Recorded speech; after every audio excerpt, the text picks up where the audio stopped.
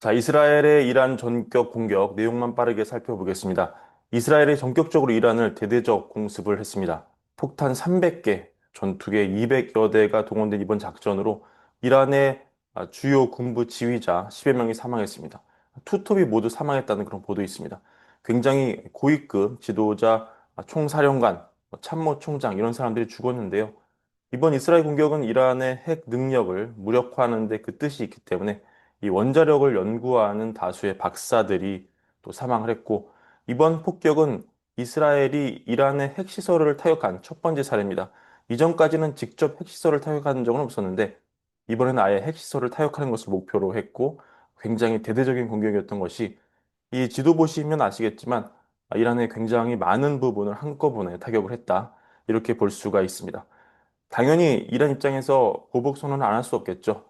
기습으로 수많은 지휘관을 잃었기 때문에 이란의 최고 지도자 알리 하메네이는 성명서를 내고요. 이스라엘이 극악무도한 범죄를 저질렀고 신의 뜻에 따라서 이 문제를 방치하지 않을 것이다.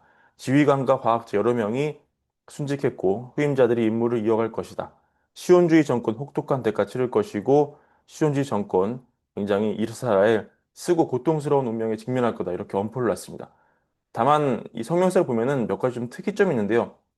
구체적으로 뭘 어떻게 공격하겠다 이런 내용이나, 아니면 전면전을 하겠다 이런 문구라든지, 아니면 핵 공격을 하겠다 이런 식의, 즉 갈등을 극단으로 끌어올리는 듯한 발언은 없다는 점입니다. 그래서 폴리마켓 지금 데이터를 보시면은 아, 이란이 이스라엘에 핵 공격을 할까 이런 항목의 확률값이 굉장히 올라갔다가 지금 좀 내려오는 모습 여러분 보실 수가 있고요. 미국의 반응이 결국 주목하겠습니다. 일단 이스라엘이 공격 직전에 미국에 통보는 했습니다.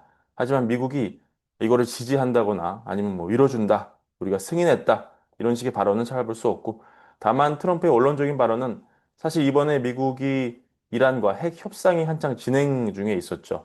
중간에 중재자인 오만을 가운데 두고 이렇게 협상을 하는 그런 독특한 구조였는데, 또 조만간 둘은 만날 계획이었습니다. 근데 그 핵 협상의 주된 포인트가 당연히 이란은 핵무기를 가질 수 없다, 이런 거였기 때문에 트럼프 대통령 이번에도 원론적인 발언, 이란 핵무기를 가질 수 없다, 이란이 다시 협상 테이블로 돌아오기를 바란다, 이런 멘트와 함께 이번 공격, 미국이 지지하지는 않지만 만약 이란이 보복한다면 미국이 이스라엘을 방어하는데 도움을 줄 것이다, 이런 정도의 정제된 발언이었습니다. 자, 결국 이번 사태 시장에서 어떻게 해석을 하느냐, 딱 하나만 봐야 한다면 결국은 국제유가일 겁니다. 근데 국제유가 전일 대비 15% 넘게 치솟기도 했지만 결국은 지금 고점에서 상당히 내려와서 지금 70달러 초반까지 내려온 상황인데요. 물론 이란이 이 호르무즈 해협을 봉쇄하는 최악의 상황까지 간다면, 아직 한 번도 한 적이 없지만 유가가 120, 130달러 갈 수 있다, 이런 심각한 얘기가 나오고 있지만 지금 시장이 그렇게 베팅하지 않고 있다는 게 또한 중요합니다. 사실상 이란이 이렇게 최고 지휘자 다수가 사망하고 중요한 박사들이 죽었음에도 어떻게 보면 지금 할 수 있는 게 많지 않을 수 있다, 이런 점 시장이 내다보고 있는 게 아닌가 생각이 좀 드는데요. 일단은 이란과 이스라엘 지금 지도를 보시면은 멀리 떨어져 있는 나라이기 때문에 전면전 자체가 사실은 쉽지 않습니다. 그리고 국경이 뭐 붙어 있어야 뭐 지상군도 투입시키고 할 텐데 그런 구조 자체가 불가능하고요. 그래서 지금 공격에 이란이 드론 공격을 통해서 한 100여 대의 드론을 이스라엘을 보냈다, 이렇게 얘기가 된 상황인데, 이스라엘이 좀 전에 밝히기로 다 우리가 요격했다, 이렇게 밝히고 있고, 미국도 여기 도움을 줬다, 이렇게 얘기 나오고 있습니다. 그러니까 냉정하게 말해서 이란이 이거를 엄청나게 보복할 만한 큰 카드가 없다, 이렇게 시장이 보는 것 같고요. 물론 이란 입장에서 굉장히 큰일이기 때문에 이걸 그냥 넘어갈 수는 없죠. 하지만 이란 입장에서 쓸 수 있는 카드가 사실 크게 없다, 이런 상황이고, 아마도 이란은 이 문제를 장기적으로 끌고 가면서 실질적으로 이스라엘에 타격을 줄 수 있는 방법, 그리고 결국 물론 이 네타냐후와 트럼프 대통령이 지금 관계가 이전 같지는 않지만 미국을 압박해서 원하는 것을 얻어내려는 그런 장기전 양상으로 이걸 끌고 갈 수밖에 없다, 이렇게 분석이 나오고 있습니다. 그럼 왜 이 시점에 이스라엘은 이란을 공격을 했을까요? 일단 이란과 미국과의 핵 협상이 진행되고 있는데, 사실 이스라엘은 시온주의 관점에서 이란이 핵 능력을 갖는다는 것 자체를 전혀 용납할 수가 없다는 그런 상황입니다. 이런 관점에서 지금 트럼프가 진행 중인 핵 협상이 이스라엘 보기에는 조금 압박의 정도가 덜하다, 이란이 완벽하게 핵 능력을 갖추지 못하도록 하는 데는 이 협상의 압박 능력이 덜하다. 이런 문제의식 가졌고 그런 측면에서 이번 공격을 했을 수 있고 또 이스라엘 총리 지금 네타냐후 장기 집권하고 있는데 국내 입지가 상당히 위축돼 있습니다. 배 관련 이슈도 있고 여러 가지 재판도 있고 해서 국내 지지가 예전 같지 않은데 본인의 어떤 국내 입지를 다지기 위해서 전격적으로 이번이 벌어질 수 있고요.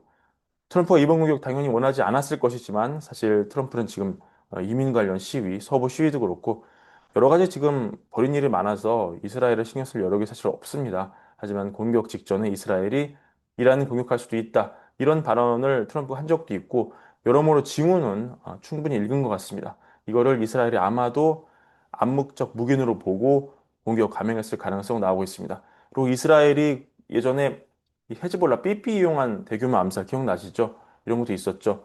작년 9월이었는데 사실 이후에 이제 헤즈볼라와 전쟁이 났고 상당히 이스라엘이 원하던 것을 얻었습니다. 헤즈볼라 입지가 예전 같지 않습니다. 이런 데서 상당한 이스라엘의 자신감을 얻었고 이란의 핵 능력을 무력화시키기 위한 찬스가 지금 전반적으로 헤즈볼라도 좀 무력화된 지금이 뭐 절호의 찬스다.